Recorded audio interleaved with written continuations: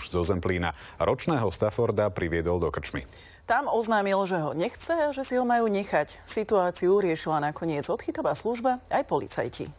Nás kontaktovala jedna pani čašnička z pohostinstva Humennom, že tam došiel človek, ktorý doniesol psíka, vraj ho nechce a majú si ho tam nechať. Aj vzhľadom na vzrast a plemennosť psíka nik z osadenstva krčmy nechcel nechať. Situáciu riešila odchytová služba aj mestskí policajti. Za posledný mesiac sme mali dosť takto zbavených sa psíkov, kedy ľudia odišli, nechali, ale to, aby niekto vošiel do krčmy, nechal tam psa takéhoto plemena, takéhoto vzrastu a odišiel, ešte som sa s tým nestretla. Podľa odhadov je Stafford vo veku asi do 1 roka. Lekárka na tele psíka čip nenašla, majiteľa hľadajú mestskí policajti. Takéto konanie je totiž v rozpore so zákonom a majiteľ môže mať problém. Hliadka následne potom zistila telefónny kontakt na majiteľa. Budeme sa snažiť toho majiteľa vyavizovať a poriešiť, aby si psíka prevzal. Rozhodne ide o protiprávne konanie, čiže dopúšťa sa rozhodne priestupku a v tom prípade to rieši regionálna veterinárna a potravinárna správa. Psík je milý, kontaktný, nejaví žiadne znaky agresivity,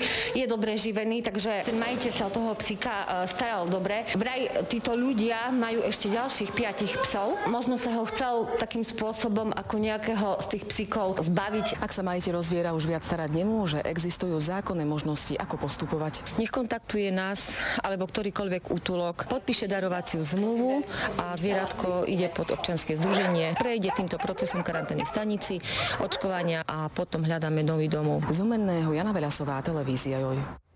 Príslušníci zboru väzenskej a justičnej strany